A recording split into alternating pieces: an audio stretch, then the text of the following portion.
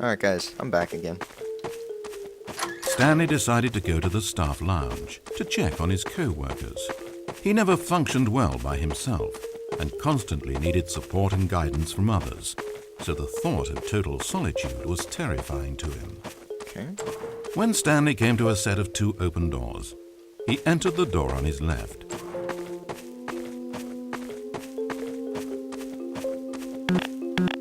Okay. I'm gonna go down the stairs this time. As Stanley entered the lounge, he was horrified to find not a single person here. He decided he would walk up to see his boss, hoping that he would find an answer there.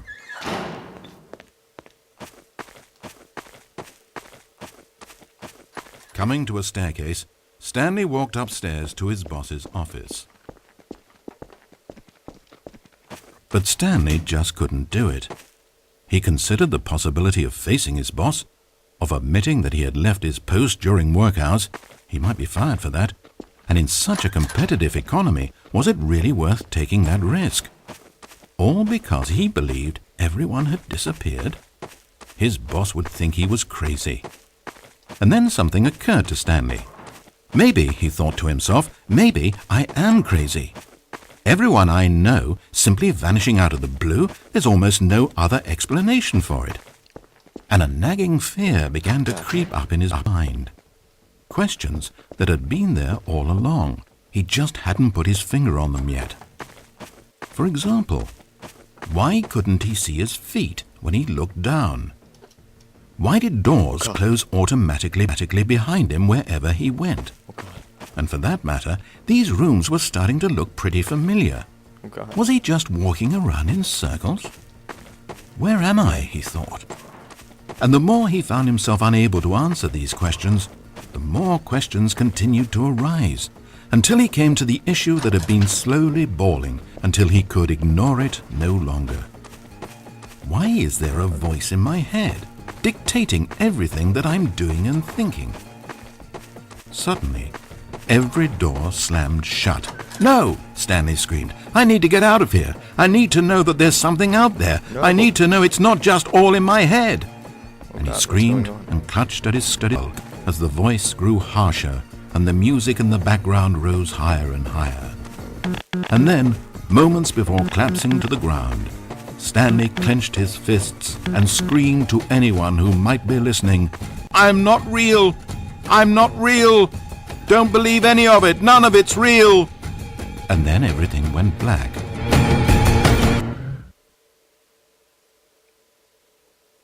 This is the story of a woman named Mariella. Mariella woke up on a day like any other. She got dressed, went to work, clocked in, clocked out, and then she walked home. But her walk on this day was interrupted by the body of a man who had stumbled through town talking and screaming to himself, and then collapsed dead on the sidewalk. Moments after seeing him, she would turn, run to the nearest police station, and call for an ambulance. But for just a few brief seconds, she merely stood there, unable to move. The tragedy was not the death of a single person. It was that she would never know this man's story, never hear in his own words what had happened to him, or what he believed had happened to him. For to know these things would be to exist inside the head of the man himself. So all she could do was observe from a distance and pity him. But Mariella had places to be and people to meet with, very important people, whose impressions of her would affect her career and indeed the rest of her life. She stood there for only a moment, looking down at the body, and then she ran.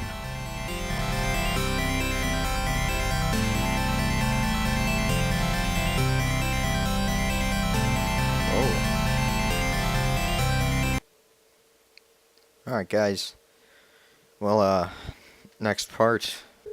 Stanley was so bad at following directions, it's incredible he wasn't fired years ago. Maybe this is why everyone had left. No one wanted to be around someone as bad at listening as him. And since he was walking into the middle of nowhere and thus ruining the entire story, Stanley decided that he would punish himself. So came to the elevator and the doors opened, he stepped inside and pushed the button to go up. Why can't I jump?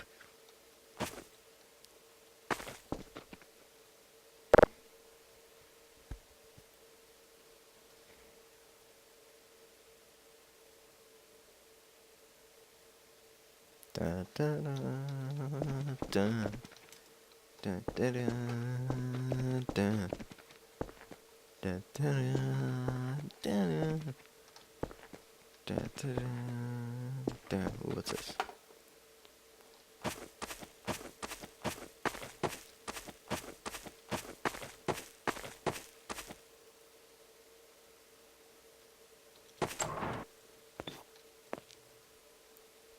No. No. No. I don't wanna. Okay.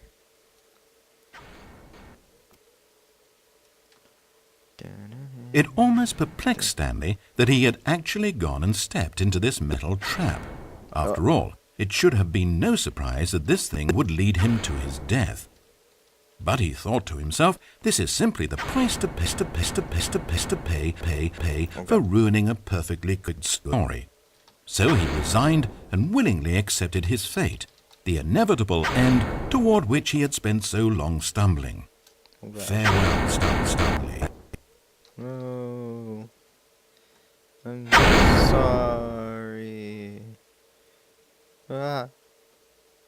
"Farewell, Stanley," cried the narrator as he sent his subject down the conveyor belt and into the enormous metal jaws. In a single visceral instant, Stanley was obliterated as the machine crushed every bone in his body, killing him instantly. But there's a giant metal cage around me. How does that work?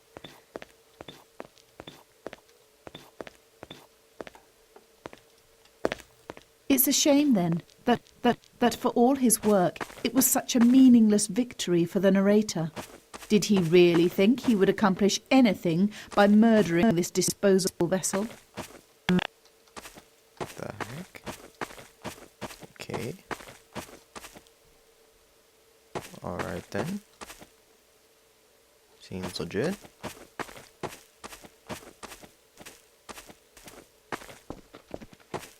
That's great.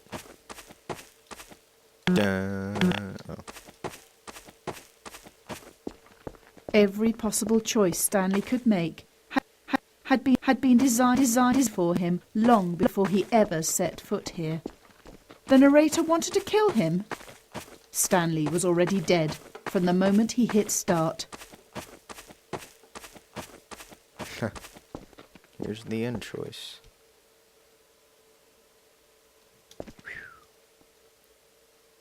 There's no salvation for either of these two, I'm afraid.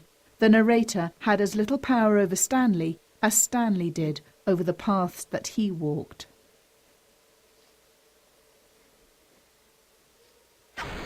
But listen to me. This story is not over. You can still save these two. You can stop the program before they both fail.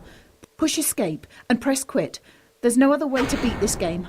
As long as you move forward, you'll be walking someone else's path. Stop now, and it'll be your only true choice. Whatever you do, choose it. Don't let time choose for you. Okay. Up so elaborate, he asked. I don't know Was this why. simple surveillance or something even more? I don't know, is it? And You as tell if in me. answer to his question, the wall slid open before him, revealing the ultimate truth of the Oh, really? situation. Well, I'm back and An pressing enormous buttons control panel Stanley discovered, I'm gonna come up but not here. one that controlled simple machinery. and fix it. Buttons were labeled with emotions: happy, sad. Levers and knobs controlled actions: walking, eating, doing work, or watching TV. Every input on this device monitored not the functions of a machine, but of a human being. And the reality began to sink in. Stanley, like so many other people, reduced to images on a monitor, had been under someone's control, always at the mercy of this machine. Could this have been the only reason employee number 427 was content with his boring job? that a machine had altered his emotions to accept it blindly? He began to feel an unbridled rage, and at the peak of his anger, something happened. A spark. Stanley looked up and saw the generator overhead, still providing some small amount of power to the machine, keeping it alive. And knowing that this generator was all that kept the controls running, Stanley moved to the ladder in the back of the room and began to climb towards the rafters.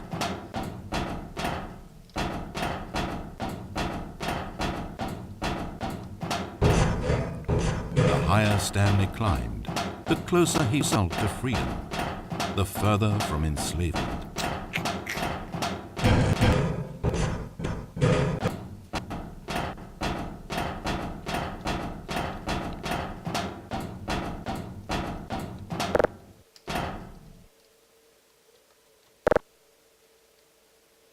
Oh, Stanley, you didn't just activate the controls, did you? I don't know, did I? After it kept you enslaved all these years, you go and you try to take control of the machine for yourself? Is that what you wanted? Yep. Control? Yep. Stanley. Stanley. I applaud your effort, I really do. But you need to understand, there's only so much that machine can do. You were meant to let it go. Turn the controls off and leave.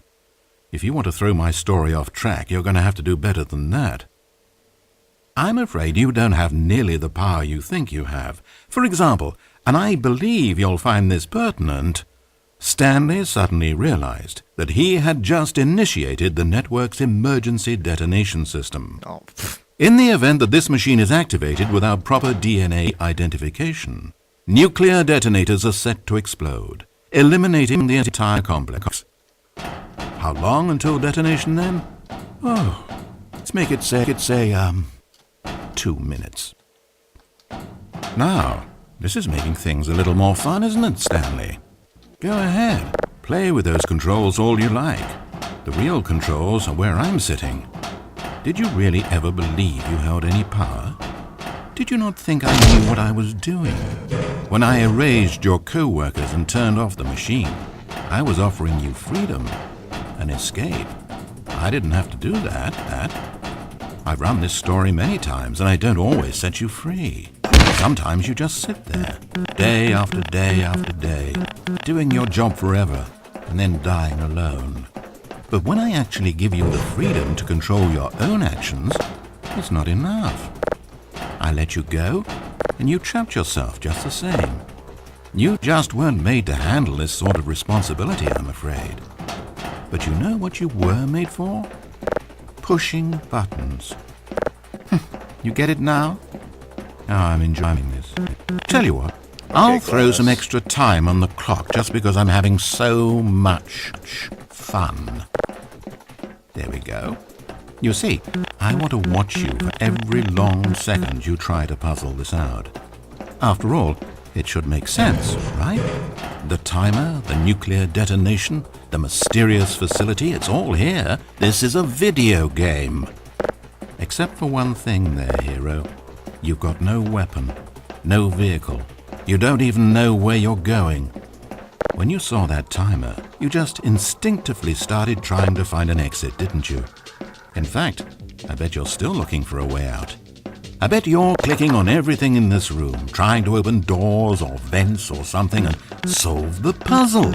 As though this game has a solution, as though it can be won. That timer is not a catalyst to keep things moving along.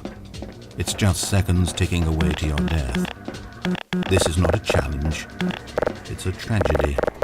It's the moment when the hero realizes that despite his best efforts, he is powerless to his environment. And then he lets go. He surrenders. And he dies. 30 seconds, Stanley. 30 seconds. Until a boom, and then nothing. No ending to this story, just you dying. I suppose you could have gotten an actual ending if you'd played along, but that just wouldn't have been your style, would it? Instead, you'll perish knowing that the only choice you made here was to turn on that machine and to start this timer. But you won't be alone. because I'm not going anywhere. I'll be here to watch every second of your inevitable life from the time we fade in until the moment I say, happily ever after.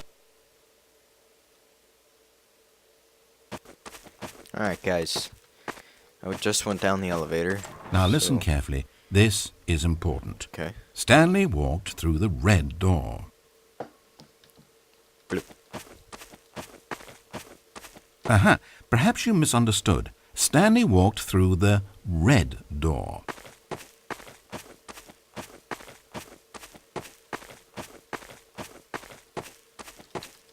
Am I doing it wrong? I still don't think we're communicating properly. Stanley walked through the red door. Okay.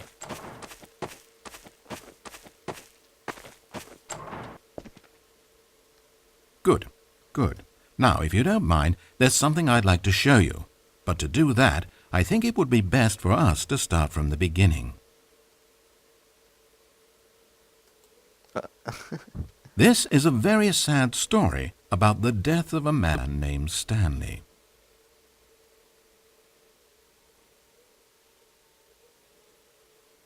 Stanley worked for a company in a big build where he was employee number 427. His job pushing buttons demanded little of him, so there was not much of himself to give, and in this way Stanley's job felt less and less like his every day.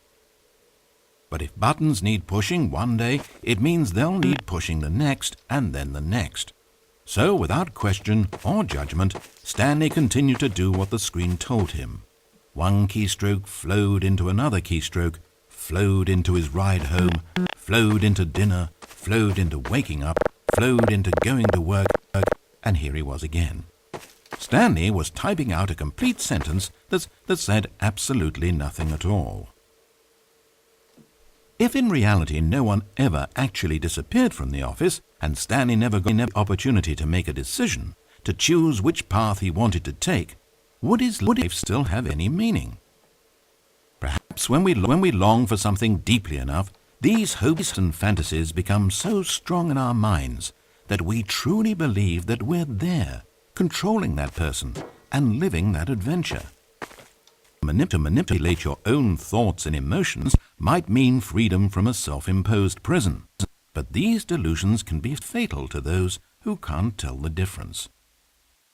And so, Stanley asked, if that door never opened, if I'll never be able to walk away from those people and from these buttons, is this life still worth experiencing? Am I actually happy? Stanley answered this question by pushing a button. Then he pushed a button, and then he pushed a button. Then he pushed a button. Then he pushed a button.